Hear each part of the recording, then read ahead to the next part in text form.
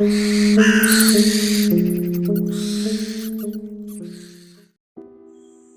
नाम आरव है और ये बात है अभी कुछ ही दिनों पहले की।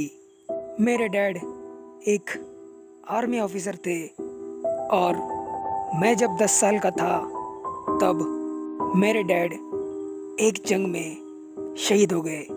उसके बाद मेरा इस दुनिया में मेरे माँ के सिवा और कोई भी नहीं था। डैड के जाने के बाद मुझे मेरी माँ ने ही बड़ा किया था। उसके बाद मैंने कुछ ही सालों के बाद अपनी पढ़ाई पूरी की और एक छोटा सा बिजनेस शुरू किया था। धीरे धीरे समय आगे बढ़ता गया और मैं कुछ ही वक्त के बाद एक काबिल बिजनेसमैन बन गया था। और ये सब मेरे माँ के आशीर्वाद की वजह से ही हुआ था।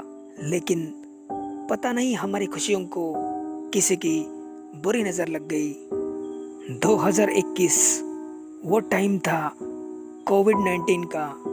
उस वक्त कोरोना पेशेंट्स के नंबर्स बहुत ही ज़्यादा बढ़ चुके थे और उन्हीं में से एक मेरी माँ भी थी।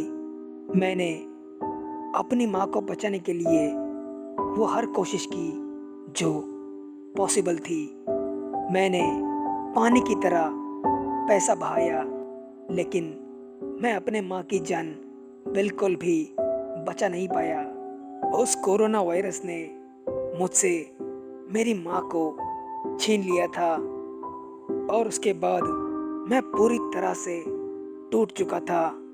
मेरे पास इतना पैसा और पावर्स होकर भी मैं एक अनाथ बन चुका था।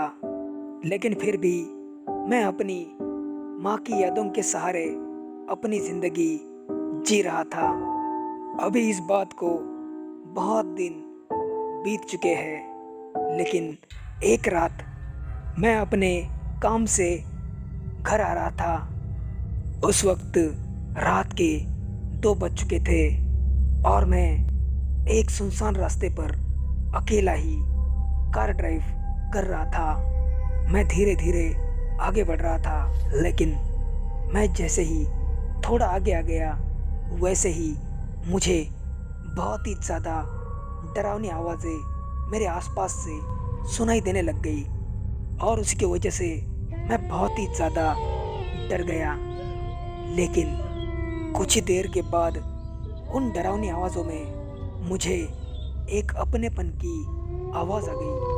आरो बेटा, डरो मत, मैं हूँ, तुम बस आगे बढ़ते रहो, हिम्मत रखो। वो आवाज़ मेरे माँ की थी, लेकिन मेरे आसपास चारों ओर मुझे मेरी माँ कहीं भी नहीं दिखाई दे रही थी।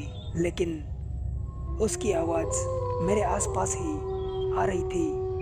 वो आवाज़ सुनकर मेरे अंदर एक अलग तरह की हिम्मत आ गई और मैंने उन डरावनी आवाज़ों को अनसुना कर दिया और मैं आगे बढ़ने लगा। उसके बाद मैं जैसे तैसे अपने घर सही सलामत पहुंच गया। अब इस बात को कुछ ही महीने बीत चुके हैं, लेकिन उस भयानक हादसे के बाद मुझे पता चला कि मेरी माँ का आशीर्वाद मेरे साथ अभी भी है।